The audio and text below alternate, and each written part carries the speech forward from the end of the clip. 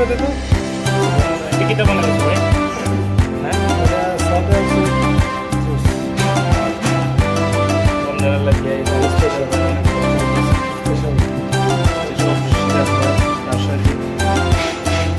এখানে কি কি আছে আমাদের? শাম্মা, তারপরে কলা, তরমুজ, অরেঞ্জ, স্ট্রবেরি আছে, তারপর খেজুর আসতেছে।